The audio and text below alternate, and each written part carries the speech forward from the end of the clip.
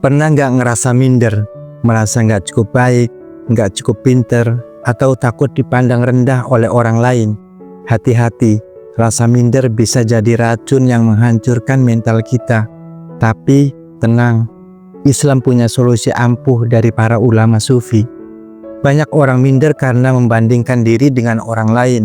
Lihat teman sukses, kita down. Lihat orang lain lebih hebat, kita merasa kecil. Padahal ini jebakan dunia. Karena faktanya, ini bukan masalah kurangnya kemampuan kita, tapi karena lupa siapa diri kita sebenarnya.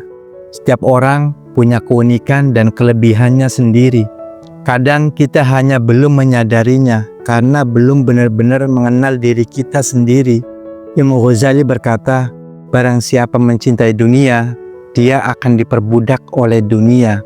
Artinya, kalau kita terlalu fokus pada standar dunia, yaitu pujian, popularitas, kekayaan, maka hidup kita akan dikendalikan oleh semua itu.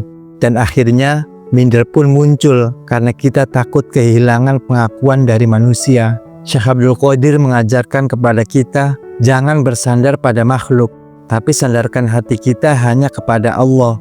Kalau hidup kita bergantung pada penilaian manusia, kita akan selalu cemas. Tapi kalau kita bergantung pada Allah, kita akan tenang.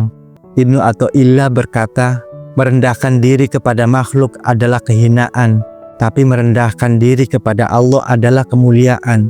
Jadi, jangan merasa rendah karena manusia, tapi rendahkan hati kita hanya kepada Allah. Itu yang bikin kita tenang dan penuh percaya diri. Jalaluddin Rumi mengatakan, jangan merasa kecil, kamu adalah alam semesta dalam bentuk kecil. Artinya, setiap orang punya peran dan keunikannya sendiri. Nggak perlu iri atau minder, cukup jalani hidup dengan ikhlas. Jadi, kalau kita sering minder, ingatlah bahwa nilai kita tidak ditentukan oleh manusia, tapi oleh Allah. Terima kasih sudah menonton, sampai jumpa di video berikutnya.